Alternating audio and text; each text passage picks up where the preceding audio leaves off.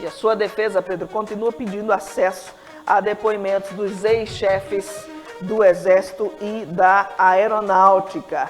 Os advogados dizem que é imperioso que a defesa tenha acesso ao conteúdo das audiências diante do significativo progresso nas investigações, notadamente com a obtenção de depoimentos cruciais ocorridos nas últimas 2 semanas. Requer-se, dizem os advogados, a atualização dos autos com a juntada dos termos de declarações relativos às últimas oitivas realizadas. O depoimento melhor que a delação do ministro, é o que muitos analistas vêm dizendo. No STF, a avaliação é de que o depoimento de Freire Gomes complica bastante Bolsonaro, porém, a defesa ainda continua pedindo, Pedro, acesso aos depoimentos dos ex-chefes dos exércitos, ou do Exército e da Aeronáutica, para poder fomentar ou fazer uma melhor defesa, se é que tem defesa, o ex-presidente, no caso, né, do ex-presidente Jair Bolsonaro. Para o ministro, no STF a avaliação é de que o depoimento de Freire Gomes complica bastante Bolsonaro, e aí eu vi o colunista do UOL, Josias de Souza, dizer que um ministro da Suprema Corte disse que o ex-chefe do Exército relatou que o que ele relatou é melhor e mais valioso do que uma delação, do que, por exemplo, a delação de Mauro Cid. Por quê? Porque contém revelações de uma testemunha, não de um criminoso à procura de um benefício judicial. E que para esse ministro, o resultado da audiência consolidou o quadro probatório, e o integrante do STF, que acompanha as investigações de perto, disse ainda que as informações prestadas pelo Freire Gomes deram consistência às provas que já eram sólidas. Ou seja, Pedro, deve estar tendo muito trabalho, né, a defesa do ex-presidente Jair Bolsonaro, porque se antes eram só acusações ou indícios de trama, de golpe, hoje isso já está caracterizado, né? Afinal de contas, foi o depoimento de um ex-ministro da Defesa que não compactuou. Alguns até estão dizendo que cometeu crime de omissão, mas aí sinceramente, eu me coloco no lugar dele naquele momento. Mesmo sendo ministro da Defesa, como ele iria denunciar, como ele iria dar voz de prisão a quem estivesse tramando o golpe? Se o cara que estava interessado nisso estava no cargo mais poderoso do país, era o presidente da República. E aí, Pedro, é uma situação muito delicada, né? A do ministro, do ex-ministro, que inclusive foi chamado de cagão, né? Foi chamado de cagão por uma sécula de Bolsonaro.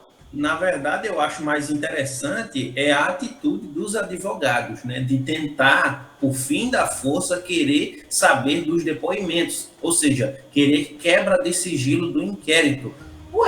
Mas se o Bolsonaro é inocente, por que ele simplesmente não leva as provas de sua inocência, né? Precisa-se saber de todo o inquérito para poder falar o que ele tem de inocência. Precisa-se entender o que é que está acontecendo, se ele já sabe do que está sendo acusado. Ele já sabe o que é que está acontecendo com ele sabe o que pode piorar para a situação dele, sabe muito bem que ele pode ser preso. Então, por que ele simplesmente não leva as supostas provas que ele tem da sua inocência? A presunção da inocência ele está tendo. Agora, os advogados estão num beco sem saída. Estão vendo que não tem o que fazer, porque pessoas ligadas, como é o caso aí do ex-ministro da Defesa, pessoas ligadas ao Bolsonaro já não estão mais suportando, porque é uma mentira insustentável, né? Era claro a vontade que o Bolsonaro tinha de manter-se no poder, mediante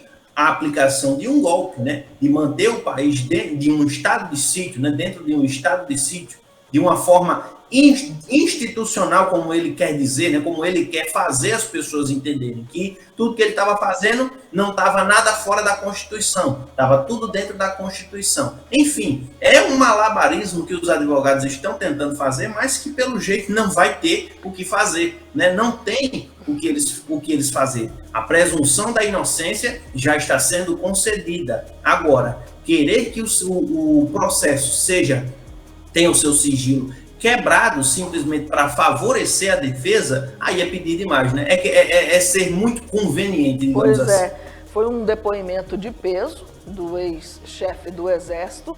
Ele disse, segundo ele, né, o plano, ele disse que Bolsonaro convocou reunião para discutir a proposta golpista.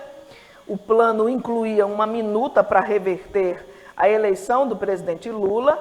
E o Freire Gomes também teria citado o ex-presidente como o responsável pela manutenção dos acampamentos golpistas em Brasília. É claro, né? A gente, desde o início, Pedro, a gente disse isso. Olha, a quem interessava os acampamentos com toda aquela estrutura que a gente sabe que tinha? Tinha toda uma estrutura para manter aquele povo lá. E quem estava bancando aquilo? Pois é. Beneficiava a quem? Aquelas pessoas sendo utilizadas, e muitas delas estão presas, já foram condenadas, vão ter que passar aí boa parte de suas vidas presas. Mais de uma década. Enquanto que o principal, né, a figura principal dessa tentativa de golpe ainda está aí solto, rindo da cara das pessoas, fazendo reuniões, indo a eventos, convocando, né, protestos no meio da rua, ou seja, dando as suas últimas cartadas. Ele está dando as suas últimas cartadas. E sabe que vai ser preso. O Bolsonaro sabe, Pedro, que mais dias ou menos dias ele vai ser preso. Agora, a gente sempre gosta de fazer o comparativo de como foi em 2018 e como está sendo agora em 2024. De 2022 para cá, melhor dizendo. Olha como a justiça está sendo paciente com o Bolsonaro, né? Dando a ele todas as oportunidades para que ele prove a sua inocência. E por que será que o Bolsonaro não consegue chegar num depoimento da Polícia Federal e falar exatamente o que ele precisa para se livrar da cadeia? É porque tem culpa no cartório. Porque se uma pessoa decide em todos os depoimentos ficar calado, porque não tem o que falar, então é porque essa pessoa é culpada com toda certeza. Mesmo que você, que é bolsonarista, acuse a justiça de estar com perseguição, você acha mesmo que quando se persegue um preso político, alguém que está na política, que está no auge da política e precisa ser preso, você acha que a justiça vai esperar mais de 2 anos para prender essa pessoa? Porque com Lula não foi assim, né? Com Lula foi questão de meses, inclusive para impedir que ele lançasse a sua candidatura para a reeleição, né, para a presidência da República em 2018. E mesmo assim foi preso, né? Mesmo mostrando provas, mesmo mostrando depoimentos, fatos, documentos, mesmo assim foi preso. E o Bolsonaro, 2 anos para poder tomar uma atitude à justiça e ainda assim está sendo perseguido? Façam-me o favor. E simplesmente fica calado, né, Pedro? Simplesmente fica calado.